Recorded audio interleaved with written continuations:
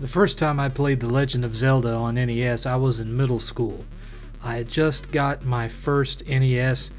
I had saved up to buy it, cutting grass, and so I didn't have any games besides Super Mario Bros. And Duck Hunt, so I borrowed Zelda from a friend of mine, and I became quickly obsessed with it. I played it incessantly for 2 weeks, and of course, as soon as I could get to The Legend of Zelda 2, I got my hands on it, The Adventures of Link. I loved it, though not as much as the first one. And then A Link to the Past. I absolutely adored it. Didn't care too much for Ocarina of Time, and to be honest, I haven't been that into the 3D versions of Zelda all that much at all. For whatever reason, they just don't have the same magic for me. They're very well made, and I appreciate the artistry of them. They're just not as personal for me as the previous ones, but I know they are for a lot of people. So today, we're going to be looking at games that draw inspiration from those titles. This is 7 Zelda-like games on the PlayStation Network. Coming in at number 7, you have A Knight's Quest. Now, again, this one's clearly inspired by the 3D Zelda games. I don't really mind it so much here because some of the combat actually reminds me a little bit of Maximo 1 and 2 on the PS2, which, if you're not aware, the Maximo series was inspired by the Ghosts and Goblins games. They're basically 3D Ghosts and Goblins made by Capcom. Anyway, this game has some Prince of Persia style mechanics like wall running and things of that nature, and has a good long quest, great big map to explore through, and considering that it's an indie title, it looks really, really good. Coming in at number 6 is Evo Land Legendary Edition. This is an interesting one. It celebrates the history of JRPGs through the 8, 16, and 32-bit generations, so depending on where you are in the game, the graphical style and the gameplay style changes. So part of it plays like Zelda, part of it plays like Final Fantasy, and so on and so forth. It's a really cool idea. I like it, and I'm looking forward to playing it. I think you guys will like it too. It's not pure Zelda, but there's a lot of Zelda in there. Coming in at number 5 is Milos Quest. This is another Zelda-like game that you can platinum without actually finishing the game, but it actually is sort of fun. You get new mechanics and whatnot. Basically, you're playing a dog who gets his bone stolen from an evil monster, and you have to get it back. It's got boss fights, exploration. The graphics are clearly inspired by A Link to the Past. It's not the best Zelda clone that I've ever played, but the fact that you're just playing as a little dog is a little bit different, and it's fun, so I would give it a try. It's just $5. Coming in at number 4 is Reverie. Reverie is one that I've talked about before, both on the 7th Cast and on Twitter. Reverie has a graphical style that is obviously inspired by Earthbound. Doesn't play so much like Earthbound. It plays more like a combination of old school Zelda and Earthbound. You're only playing as one character. You have to solve puzzles, you have to kill bosses, you have to find keys, the usual thing. It's actually a lot of fun, and it's pretty easy platinum. There's not too much to it. You'll get that platinum within just a few hours, I believe. It's not a super, super long quest, but there's a lot of variation in how you get through the environments. The environments themselves are very varied. Overall, it's just a really solid game. I really like it a lot, and I think you will too if you're a Zelda and Earthbound fan.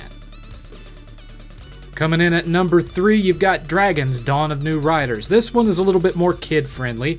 It's based on the How to Train Your Dragon film series. You play as a kid with amnesia who Hiccup names Scribble, and you don't know who you are or where you came from or what you're doing there. You just kind of show up out of nowhere with this new chimeric class dragon pup, and you are trying to solve the mystery of where you come from, how you ended up on the island that you're on, and where those roars are coming from. It's very Zelda inspired, lots of dungeons to explore, lots of traps, hidden rooms, monsters to fight.